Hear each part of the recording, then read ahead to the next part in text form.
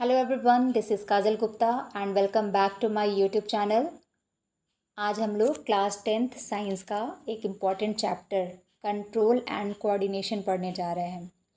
इस वीडियो में हम लोग एनिमल में control and coordination, nervous system, reflex actions, hormones के बारे में पढ़ेंगे। तो सबसे पहले हम समझते हैं कि कोऑर्डिनेशन होता क्या है। हमारी बॉडी में बहुत सारे ऑर्गन्स एक साथ मिलकर के काम करते हैं और इन सभी के बीच में तालमेल बैठाने को ही हम कोऑर्डिनेशन बोलते हैं। जैसे कि जब हम फिज़िकल एक्सरसाइज करते हैं तब हमारी मैस्कुलर एक्टिविटी इंक्रीज़ कर जाती है, जिससे मेंटेन करने के लिए एनर्जी डिमांड बढ़ जाती है, जिससे ऑक्सीजन डिमांड बढ़ जाती है। ऑक्सीजन के सप्लाई को पूरा करने के लिए रेस्पिरेशन, हार्ट बीट और ब्लड फ्लो भी इंक्रीज़ कर जाता है। तो इस तरीके से फिज़िकल एक्सरसाइज करते समय हमारी muscles, lungs, heart, blood vessels और अदर ऑर्गन्स आपस में कोऑर्डिनेटेड रहते हैं। हमारी बॉडी में कोऑर्डिनेशन और इंटीग्रेशन मेंटेन रखने के लिए दो सिस्टम मिलके काम करती हैं। एक तो नर्वस सिस्टम और सेकंड है एंडोक्राइन सिस्टम। एनिमल किंगडम में सबसे पहले नर्वस सिस्टम का फॉर्मेशन सिलेंट्रेट्स में हुआ, जिसका मेंबर है हाइड्रा। इनके सारे न्यूरॉन्स सिमिलर होते हैं और आपस में जुड़ करके नर्व नेट का फॉर्मेशन करते हैं। इसे हम primitive type of nervous system बोलते हैं। नर्वस सिस्टम हमारी बॉडी की होम्योस्टैसिस को मेंटेन रखते हैं। अब आप पूछेंगे होम्योस्टैसिस क्या होता है? तो होम्योस्टैसिस एक सेल्फ रेगुलेटिंग प्रोसेस है जिसमें हमारी बॉडी के इंटरनल एनवायरनमेंट कांस्टेंट मेंटेन रहता है, चाहे एक्सटर्नल एनवायरनमेंट में कोई भी चेंज क्यों ना हो, वो इंटरनल एनवायरनमेंट को कांस्टेंट मेंटेन रखता है। This is homeostasis. आप देखते हैं यूनिट ऑफ नर्वस सिस्टम। हमारे नर्वस सिस्टम का यूनिट है neuron. Neuron is the structural and functional unit of nervous system. Neurons are the longest cell in the human body. इनकी size कुछ millimetre से लेकर के 100 सेंटीमीटर यानी कि 1 मीटर तक हो सकती हैं। हमारे नर्वस सिस्टम में लगभग 100 मिलियन न्यूरॉन्स प्रेजेंट होते हैं, जिसमें से ज़्यादातर हमारे ब्रेन में प्रेजेंट होते हैं। आफ्टर बर्थ हमारी बॉडी में कोई भी नए न्यूरॉन्स का फॉर्मेशन नहीं होता है। यदि न्यूरॉन्स डैमेज हो जाएं तो उनकी रिपेयरिंग नहीं की जा सकती है, और यदि 5 मिनट के लिए भी न्यूरॉन्स को ऑक्सीजन सप्लाई ना मिले तो न्यूरॉन्स डेड हो सकते हैं।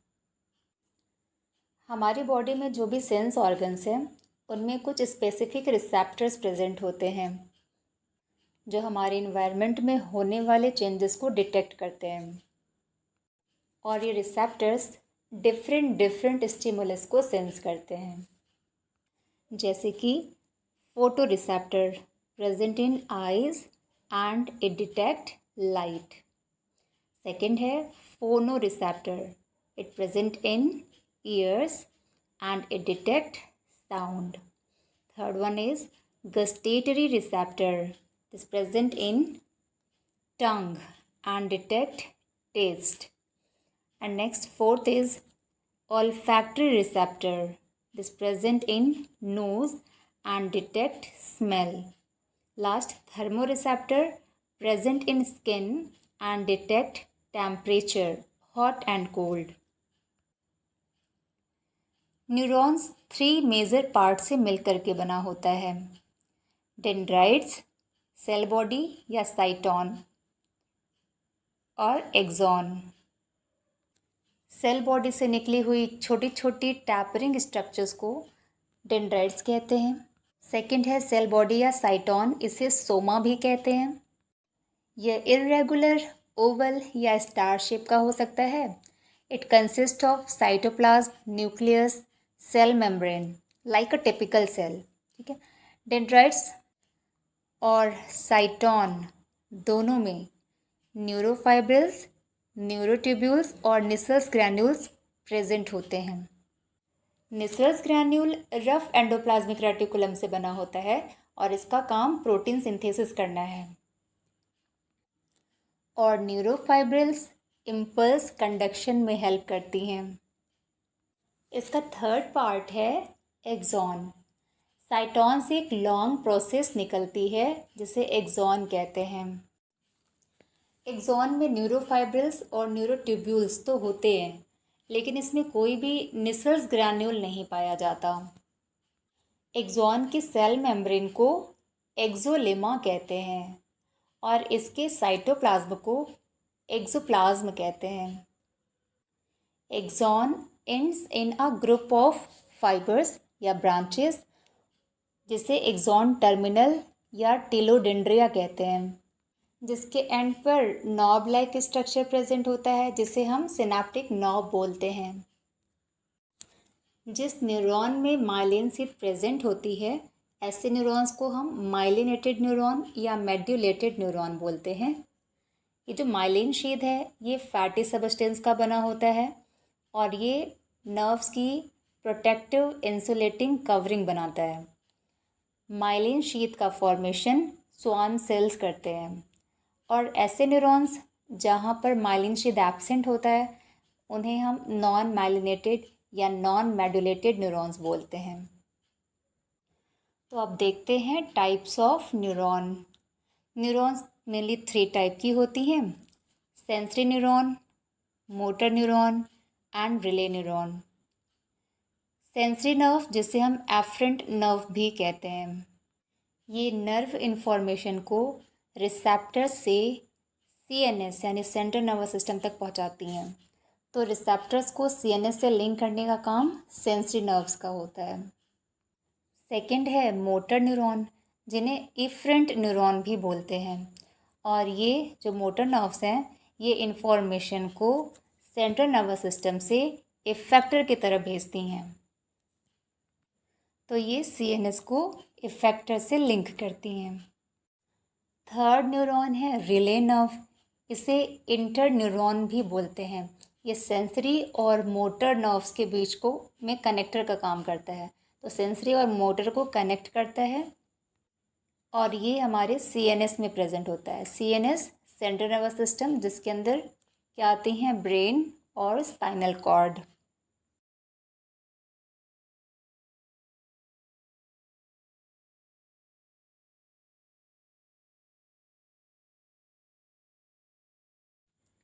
न्यूरॉन्स एंड टू एंड एक चेन के फॉर्म में प्रेजेंट होती हैं लेकिन कनेक्टेड नहीं होती हैं। There occur a minute gap between the terminal part of the axon of one neuron and the dendrites of another neuron which is called synaptic cleft या साइनेप्टिक गैप। तो दो न्यूरॉन्स के बीच के जंक्शन को ही बोलते हैं synapse. The junction between the two neurons is called synapse. Neurons के अंदर इंफॉर्मेशन का कंडक्शन इलेक्ट्रिकल सिग्नल या इलेक्ट्रिकल इम्पल्स के फॉर्म में होता है, लेकिन ये जो सिनेप्टिक गैप है इसके अंदर केमिकल इम्पल्स के फॉर्म में इंफॉर्मेशन का कंडक्शन होता है। ठीक है, तो ओवरऑल हम कह सकते हैं जो हमारी बॉडी में इंफॉर्मेशन का कंडक्शन हो रहा है उसका नेचर क्या होता है, इलेक्ट्रोकेमिकल। ठीक है, तो न्यूरॉन्स में इलेक्ट्रिकल सिग्नल है, गैप में केमिकल सिग्नल है, तो दोनों को हम ऐड कर दे तो क्या हो जाएगा, इलेक्ट्रोकेमिकल इम्पल्स या इलेक्ट्रोकेमिकल सिग्नल। तो अभी हम समझते हैं कि इस साइनेप्स के बीच में इम्पल्स का कंडक्शन किस तरीके से हो रहा है, उसका मैकेनिज़्म क्या होता है। तो होता क्या है कि जैसे इलेक्ट्रिकल इम्पल्स के फॉर्म में इंफॉर्मेशन ट्रैवल कर रही हैं, जैसे ये पहुंचती हैं एक्सॉन टर्मिनल पर, साइनेप्टिक नॉब में पहुंचते हैं इलेक्ट्रिकल सिग्नल्स, तो यहाँ पर present endoplasmic reticulum calcium ion produce करता है और इसके प्रेजेंस में जो साइनेप्टिक वेसिकल्स हैं ये साइनेप्टिक वेसिकल्स बर्स्ट कर जाती हैं, जिससे कि इसके अंदर भरा हुआ न्यूरोट्रांसमीटर रिलीज़ होता है और ये रिसीव कर लिया जाता है पोस्ट साइनेप्टिक न्यूरॉन के रिसेप्टर्स द्वारा। तो जो नेक्स्ट न्यूरॉन के डेंड्राइट्स हैं उसमें रिसेप्टर्स प्रेजेंट होते हैं, वो इसे रिसीव कर लेते हैं। तो इस तरीके से इस गैप के अंदर, साइनेप्टिक गैप में, केमिकल फॉर्म में इंफॉर्मेशन का कंडक्शन हुआ। कुछ न्यूरोट्रांसमीटर के नेम आपको पता होने चाहिए, जैसे मोस्ट कॉमन यहाँ पर है एसिटाइल कोलिन। एसिटाइल कोलिन ये भी एक न्यूरोट्रांसमीटर है। तो साइनेप्टिक वेसिकल जो होता है इसके अंदर जो न्यूरोट्रांसमीटर फील्ड होता है, जैसे अगर हम एसिटाइल कोलिन की बात करें तो एसिटाइल कोलिन यहाँ प्रेजेंट है। जैसे सिनेप्टिक वेसिकल बर्स्ट करता है, एसिटाइल कोलिन रिलीज होगा, रिसेप्टर्स के द्वारा रिसीव हो जाएगा। इन्फॉर्मेशन वहाँ कंडक्शन होते ही ये एसिटाइल कोलिन ब्रेक कर जाता है एसिटिक एसिड में और कोलिन में, और फिर वापस पीछे आकर के सेम साइनेप्टिक वेसिकल में पैक हो जाता है।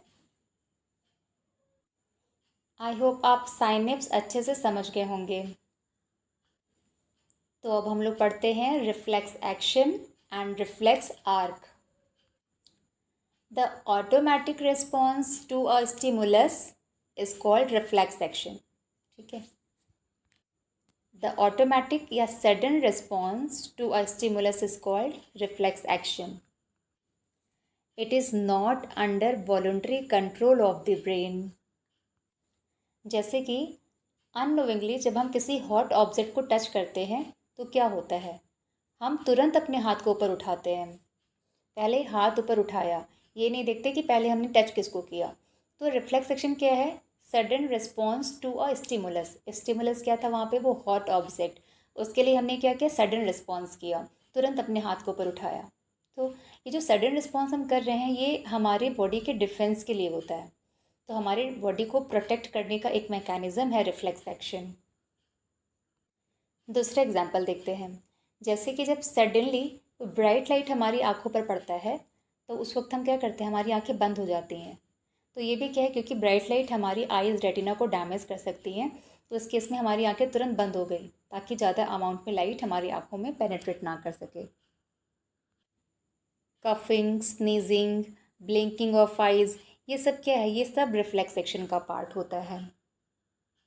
तो अब देख लेते हैं रिफ्लेक्स आर्क होता क्या है। The path travelled by an impulse during the reflex action is called reflex arc. तो रिफ्लेक्स एक्शन में जो नर्व इम्पल्स हैं जिस पाथ पर ट्रैवल करती हैं, इस पाथ को ही हम क्या बोलते हैं, रिफ्लेक्स आर्क बोलते हैं। जैसे कि फिगर में दिख रहा है कि जब कोई पर्सन किसी हॉट ऑब्जेक्ट को टच करता है तो सेंसरी नर्व्स इन्फॉर्मेशन को लेकर जाती हैं स्पाइनल कॉर्ड तक। स्पाइनल कॉर्ड से इन्फॉर्मेशन मोटर नर्व्स के थ्रू होकर के आ रही है कहाँ पर, हमारी मसल्स में। तो मसल्स में क्या होता है, रिस्पॉन्स। रिस्पॉन्स क्या करेगा, ये मसल कॉन्ट्रैक्शन करेगी जिसकी वजह से हाथ हमारा ऊपर उठ जाता है। तो ये क्या है, ये यहाँ पर आप देख रहे हो कि स्पाइनल कॉर्ड में एक आर्क का फॉर्मेशन हो रहा है। तो इसे ही हम क्या बोलते हैं, रिफ्लेक्स आर्क बोलते हैं। The path travelled by nerve impulse in reflex action is called reflex arc. ये प्रोसेस बहुत ही फास्ट होता है, इसमें हमें सोचने समझने की ज़रूरत नहीं होती है, ये हमारा बॉडी ऑटोमेटिकली रिस्पॉन्स कर जाता है। रिफ्लेक्स एक्शन भी दो टाइप की होती हैं। फर्स्ट है स्पाइनल रिफ्लेक्स और सेकंड है क्रेनियल रिफ्लेक्स।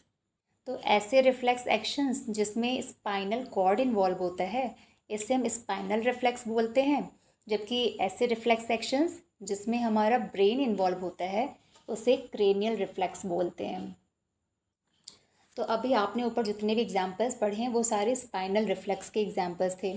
तो क्रेनियल रिफ्लेक्स में हमारे जो फेशियल एक्सप्रेशंस होते हैं तो ये लिंक होता है हमारे क्रेनियल नर्व से, हमारी ब्रेन से लिंक होता है। तो ये जो फेस के जितने भी रिस्पॉन्स होते हैं फेस और नेक से रिलेटेड, वो सारे रिस्पॉन्स हमारे ब्रेन से कनेक्टेड होता है। तो जैसे कि जब हम ब्राइट लाइट में जाते हैं तो हमारी आई का पुपिल जो है वो कॉन्ट्रैक्ट करता है। तो ये जो कॉन्ट्रैक्शन हो रहा है ये हमारे क्रेनियल रिफ्लेक्स का पार्ट है। ठीक है, वैसे ही जब हम ब्राइट लाइट से अंधेरे कमरे की तरफ आते हैं जहाँ डिम लाइट है बहुत, तो वहाँ हमें थोड़ी देर के लिए कुछ दिखाई नहीं पड़ता है क्योंकि उस समय में हमारी पिपल बहुत ही कॉन्स्ट्रिक्टेड है। तो धीरे धीरे करके वो क्या होती है, डायलेट होती जाती है और फिर हमें ऑब्जेक्ट दिखाई पड़ने लग जाता है। जब डायलेशन हो जाएगा तो ज़्यादा अमाउंट में लाइट आइज़ में एंटर करेंगी और फिर हमें कुछ चीज़ें दिखाई पड़ने लग जाती हैं। तो ये क्या क्रेनियल रिफ्लेक्स का पार्ट होता है। तो एग्जांपल्स बहुत ही कॉमनली पूछा जाता है क्रेनियल रिफ्लेक्स में, तो आप ये ध्यान रखिएगा कि कॉन्ट्रैक्शन ऑफ पिपिल, है ना, when we enter in a bright light and dilation of pupil when we enter in a dim light. तो ये दोनों ही चीज़ें सेरेब्रल रिफ्लेक्स का पार्ट है। तो आई थिंक अब आप रिफ्लेक्स एक्शंस के सिग्निफिकेंस बता सकते हैं। तो हार्मफुल सिचुएशन में इमीडिएट रिस्पॉन्स करके ये हमारी बॉडी को प्रोटेक्ट करने का काम करता है और हमारे सर्वाइवल में, एनिमल के सर्वाइवल में एक वाइटल रोल प्ले करता है। अब इन सब के बाद हम लोग पढ़ लेते हैं नर्वस सिस्टम के पार्ट्स क्या क्या इसमें इन्वॉल्व होते हैं। तो नर्वस सिस्टम में दो पार्ट्स हैं, एक तो सेंट्रल नर्वस सिस्टम का पार्ट और दूसरा होता है peripheral nervous system, CNS and PNS। तो सेंट्रल नर्वस सिस्टम में दो चीज़ें आती हैं, आपने भी पीछे भी पढ़ा है, क्या है वो, ब्रेन और स्पाइनल कॉर्ड। तो CNS का पार्ट है ब्रेन और स्पाइनल कॉर्ड, जबकि PNS पेरिफेरल नर्वस सिस्टम में क्या आता है, वॉलंटरी नर्वस सिस्टम और इनवॉलंटरी नर्वस सिस्टम। अभी हम बात करें स्पाइनल वॉलंटरी नर्वस सिस्टम की, तो वॉलंटरी मतलब क्या, तो ये हमारे वॉलंटरी एक्शंस को कंट्रोल करते हैं। तो इसमें हमारे क्रेनियल नर्व्स और स्पाइनल नर्व्स इन्वॉल्व होते हैं, ठीक है। तो वॉलंटरी नर्वस सिस्टम में कौन से पार्ट आएंगे, क्रेनियल नर्व्स और स्पाइनल नर्व्स होते हैं। क्रेनियल नर्व्स हमारे ब्रेन में प्रेजेंट जो नर्व्स होती हैं वो क्रेनियल नर्व्स होती हैं। तो 12 पेयर होती हैं क्रेनियल नर्व्स, जबकि स्पाइनल नर्व्स हमारे पूरे बॉडी को स्पाइनल कॉर्ड से कनेक्ट करती हैं और ये 31 पेयर्स होती हैं। और दूसरा क्या है, इनवॉलंटरी नर्वस सिस्टम, जो हमारे इनवॉलंटरी एक्शंस को कंट्रोल करती हैं, that is called involuntary nervous system. तो हमारे इनवॉलंटरी एक्शंस में क्या आते हैं, जैसे कि heart beat, breathing, blood pressure, यही होता है ना। तो इसमें क्या होता है, तो कुछ ऐसे सिस्टम हमारे नर्वस सिस्टम होते हैं जो इन चीज़ों को इंक्रीज़ कराने का काम करते हैं और कुछ हैं जो इसको डिक्रीज़ कराते हैं। तो इसमें दो चीज़ें हैं, पैरासिम्पथेटिक नर्वस सिस्टम और सिंपथेटिक नर्वस सिस्टम।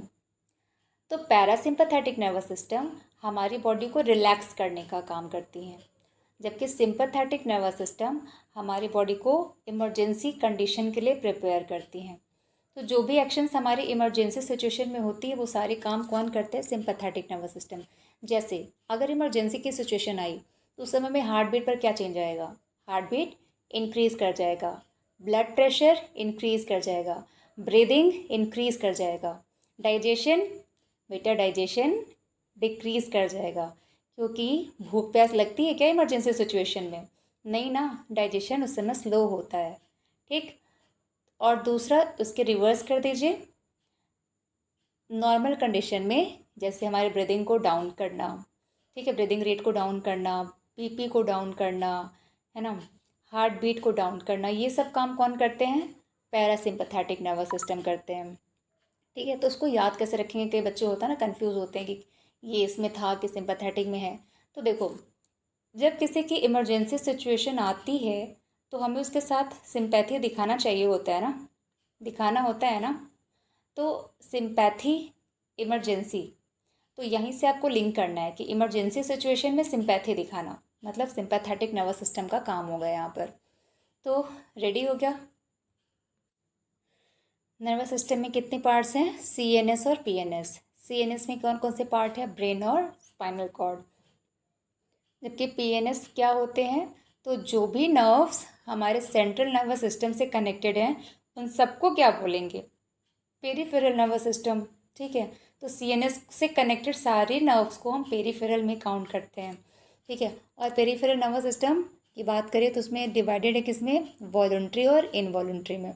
वॉलंटरी में फर्दर क्या क्या कैटेगरी है, spinal nerves and cranial nerves. Spinal nerves कितनी होती हैं, 31 पेयर, और क्रेनियल नर्व्स होती हैं 12 पेयर्स। इनवॉलंटरी एक्शंस यानी कि जो हमारे विल के अकॉर्डिंगली काम नहीं होता वो इनवॉलंटरी एक्शंस होता है, जो अपने आप होते रहते हैं। तो अपने आप होने वाले में कौन कौन से आते हैं? Heart beat, blood pressure, breathing, ये सब आते हैं। तो इसमें एक कम कराता है। कम कौन कराता है? यानी कि नॉर्मल करने का काम पैरासिम्पैथेटिक, इमरजेंसी में तैयार करने का काम सिंपैथेटिक। ठीक है। तो अब हम लोग सेंट्रल नर्वस सिस्टम का पार्ट पढ़ने जा रहे हैं। वो सबसे पहला पार्ट है ब्रेन। ब्रेन क्या है? तो brain is the highest coordinating centre of the body and it is protected by a bony box called skull या क्रेनियम। तो बोनी बॉक्स जिसे हम स्कल या क्रेनियम कहते हैं, इसमें ये प्रेजेंट होता है, इसी से प्रोटेक्टेड होता है। और ये जो ब्रेन है ना, ब्रेन के ऊपर 3 मेम्ब्रेन्स होती हैं। तो 3 मेम्ब्रेन्स की प्रोटेक्टिव कवरिंग होती है। इन 3 मेम्ब्रेन्स को कलेक्टिवली मेनिंजेस बोलते हैं। ठीक है। तो ये मेम्ब्रेन्स है, आउटर मोस्ट मेम्ब्रेन जो होते हैं उसे ड्यूरा मैटर बोलते हैं, सेकेंड है एरिकनॉइड मैटर और थर्ड है पाया मैटर। तो इन मेम्ब्रेन्स के बीच में एक फ्लूइड भरा होता है, CSF, सेरेब्रोस्पाइनल फ्लूइड भरा होता है। और ये जो CSF है ना, ये शॉक एब्जॉर्बर है, यानी कि ब्रेन को मैकेनिकल शॉक, मैकेनिकल इंजरी से प्रोटेक्ट करने का काम करता है। ठीक है। ब्रेन में कितने पार्ट्स होते हैं? ब्रेन को 3 पार्ट्स में डिवाइड किया गया है, fore brain, mid brain, hind brain.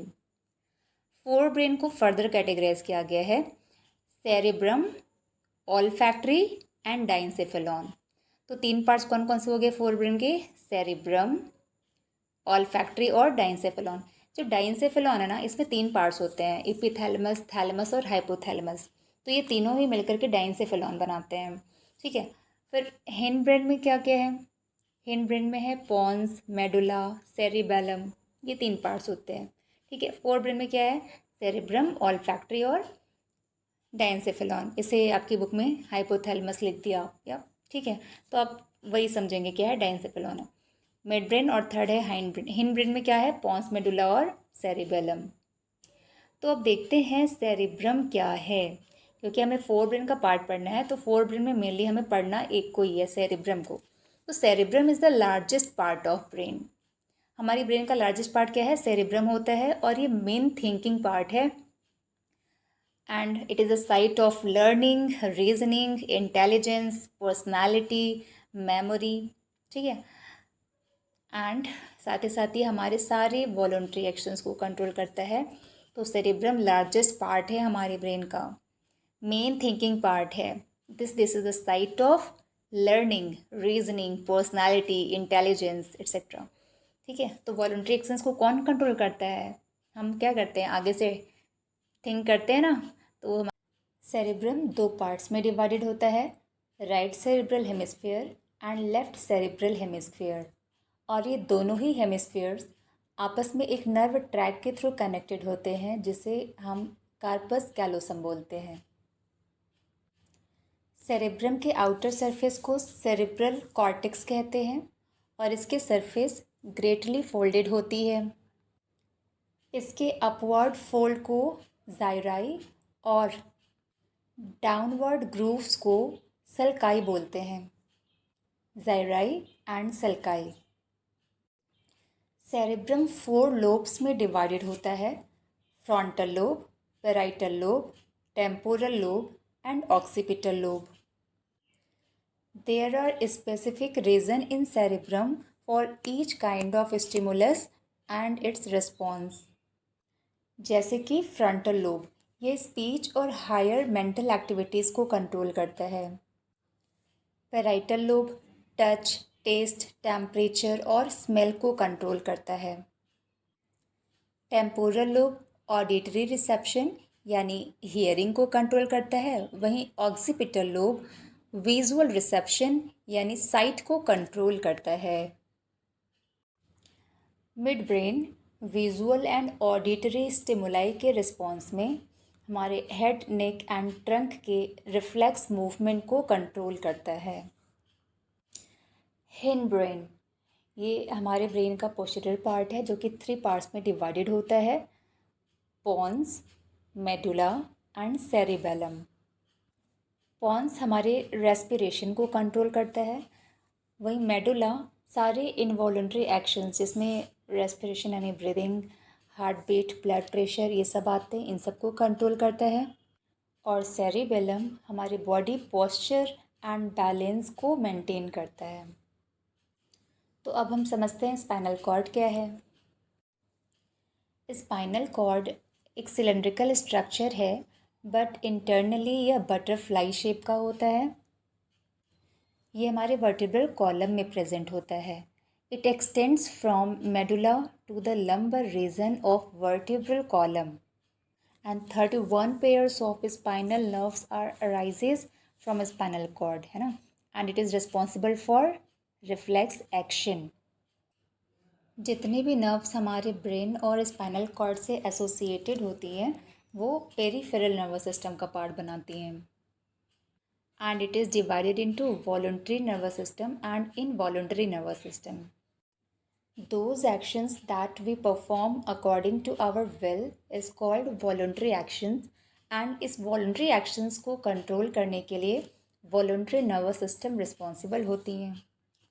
voluntary nervous system में दो parts होते हैं, टू टाइप की नर्व्स इसमें इन्वॉल्व होती हैं, cranial nerves and spinal nerves. तो स्पाइनल नर्व्स कितनी हैं? 31 पेयर्स, जबकि क्रेनियल नर्व्स कितनी हैं? 12 पेयर्स। तो क्रेनियल नर्व्स कहाँ प्रेजेंट होती हैं? ये हमारे ब्रेन पार्ट में प्रेजेंट है। तो जो भी ब्रेन से एसोसिएटेड ऑर्गन्स हैं उसके लिए रिस्पॉन्सिबल हैं ये, जबकि स्पाइनल नर्व्स हमारे स्पाइनल कॉर्ड से एसोसिएटेड होती हैं। सेकेंड है इनवॉलंटरी नर्वस सिस्टम या ऑटोनॉमस नर्वस सिस्टम, और इसे ही विसरल नर्वस सिस्टम भी बोलते हैं। तो इनवॉलंटरी एक्शंस क्या होती हैं? दोज एक्शंस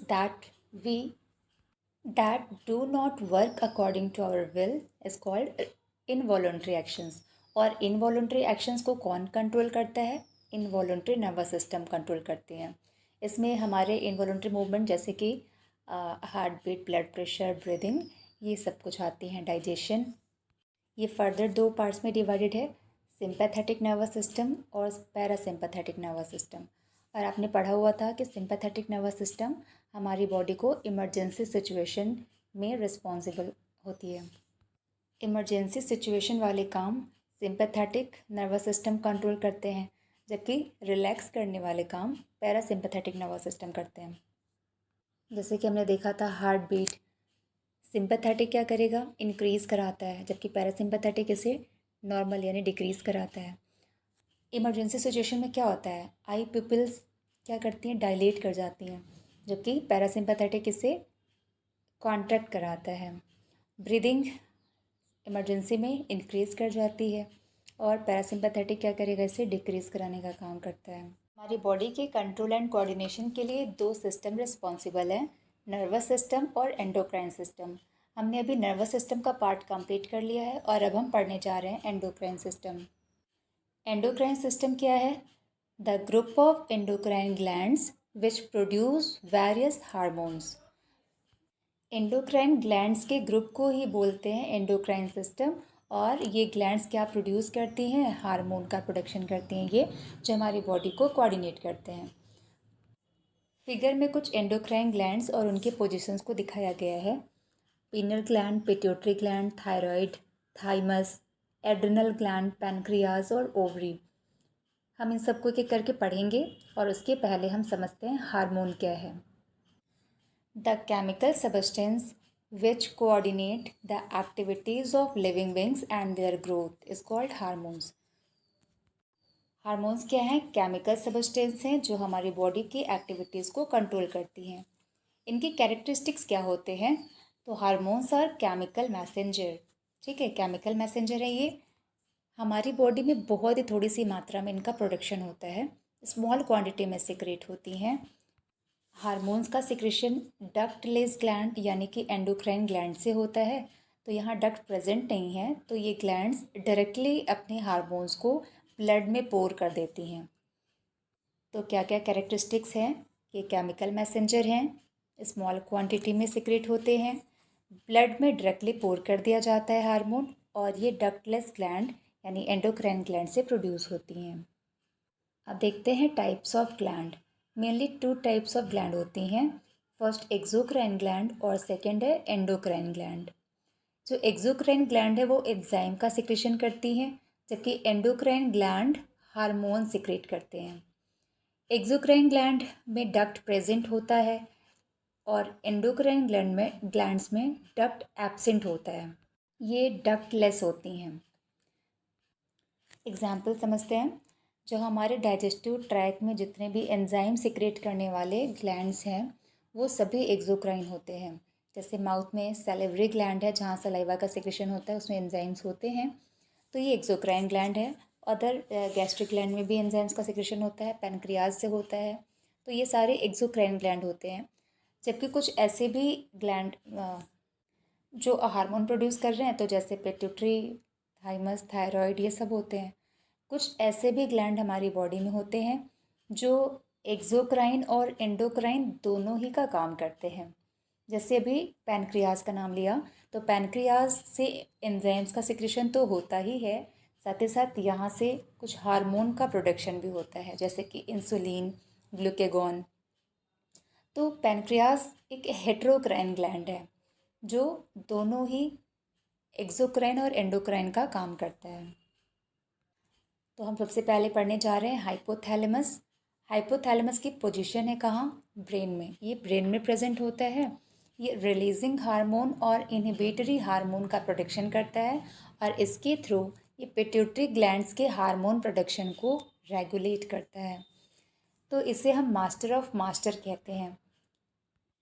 क्यों कहते हैं इसको हम आगे समझते हैं।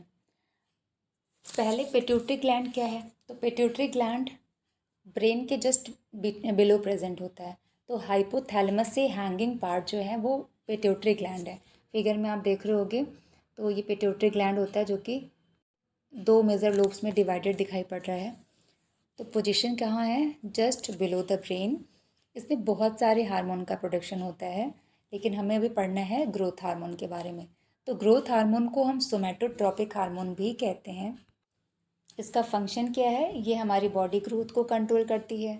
अगर ग्रोथ हार्मोन का सिक्रेशन कम हुआ तो इसे बोलते हैं हाइपो सिक्रेशन, और ग्रोथ हार्मोन के कम सिक्रेशन से क्या होगा? डर्फनेस कॉज होता है। और अगर ग्रोथ हार्मोन का हाइपर सिक्रेशन हो गया तो जाइंट बॉडी हो जाती है।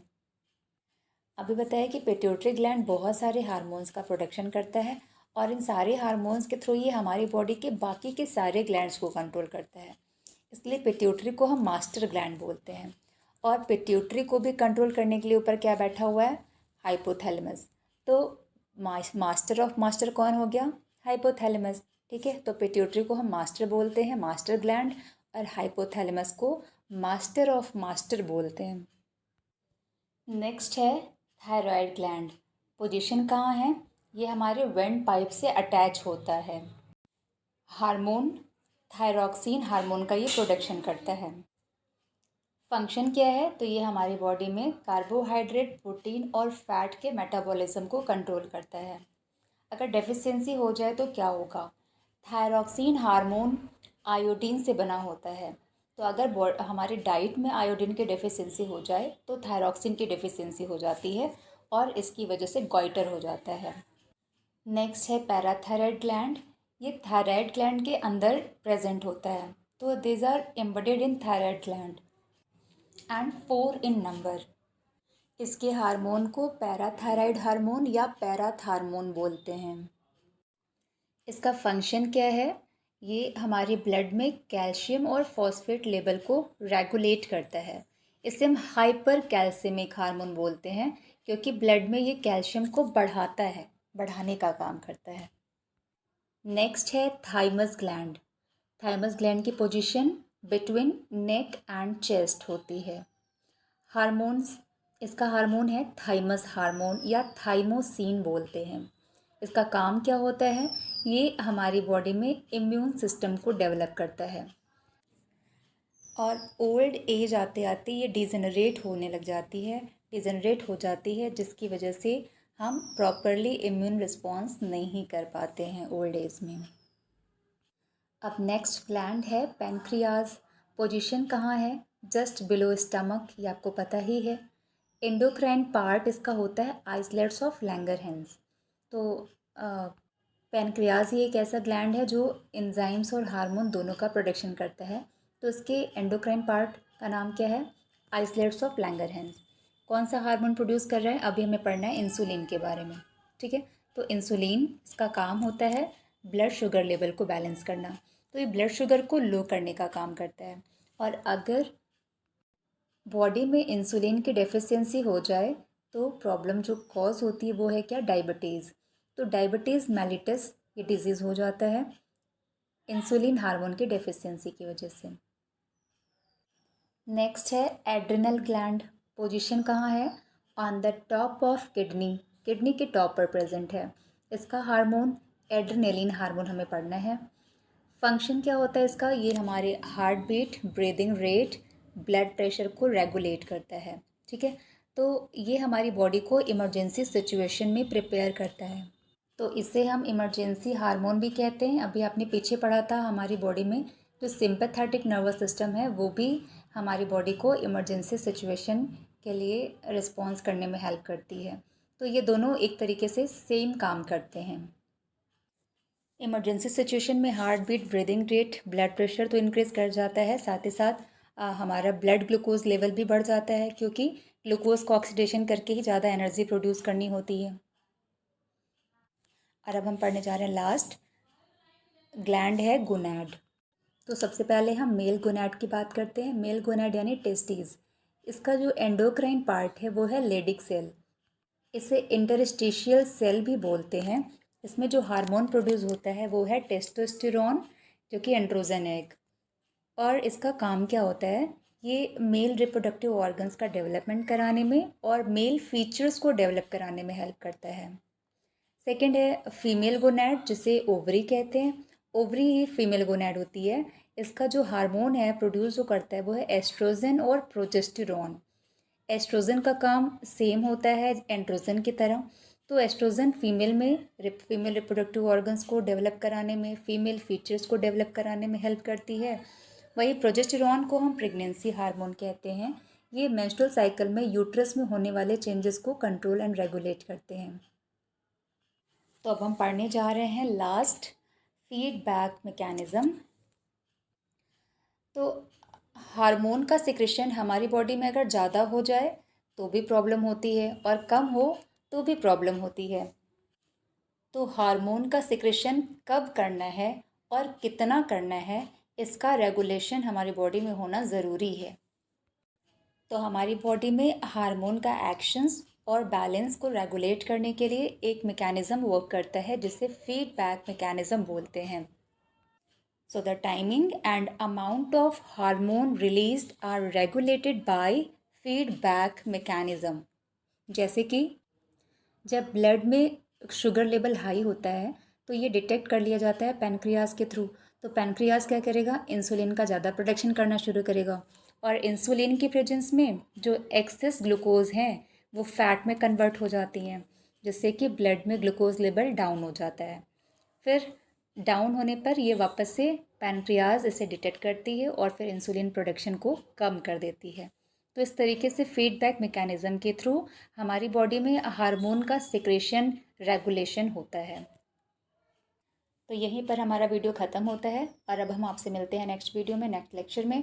आपको वीडियो कैसा लगा हमें कमेंट बॉक्स में ज़रूर बताएं और वीडियो अच्छा लगा, लेक्चर अच्छा लगा तो लाइक ज़रूर करें। Thank you.